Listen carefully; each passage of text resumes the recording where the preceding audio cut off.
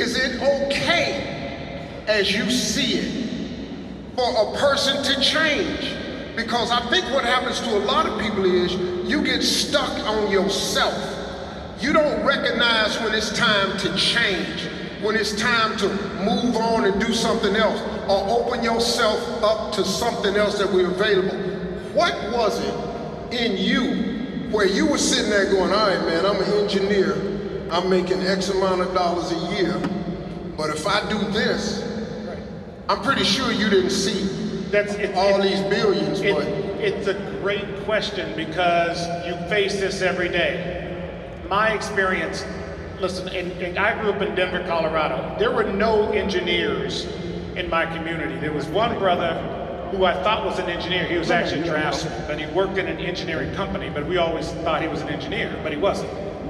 But in our community, everybody was a teacher or a preacher, and then, or carpenter or whatever it might be.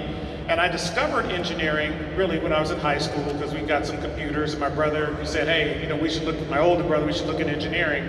And that's how we got into that. But here's the thing, when I graduated from college, I made $32,500 a year. That was more money than my dad had made at the peak of his career as a high school principal. And at that time, I was like, man, I didn't know you could make any more money than that, right?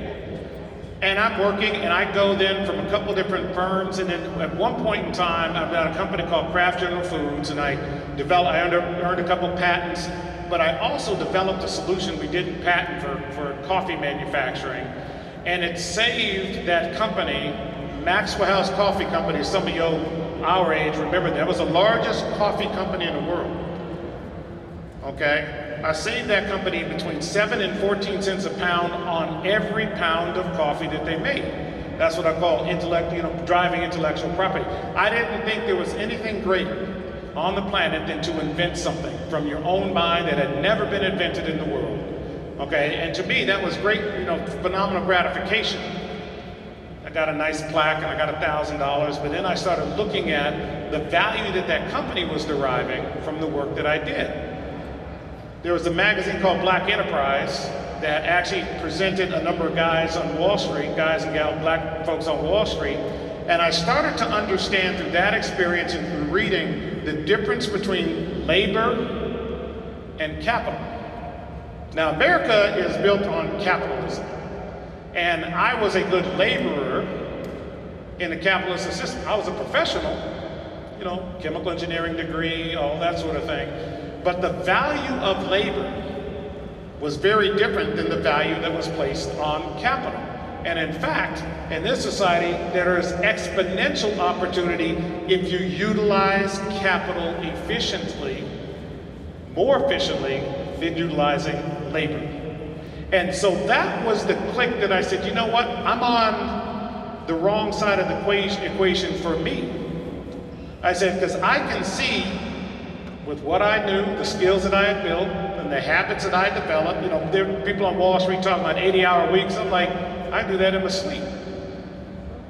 Okay, I'm not afraid of hard work. But I wasn't in a position where I could use capital to create value and wealth for me and my family.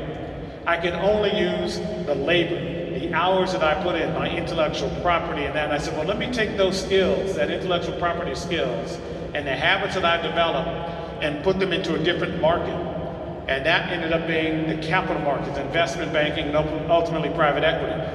That was the difference, identifying that. But you gotta be willing to take the risk.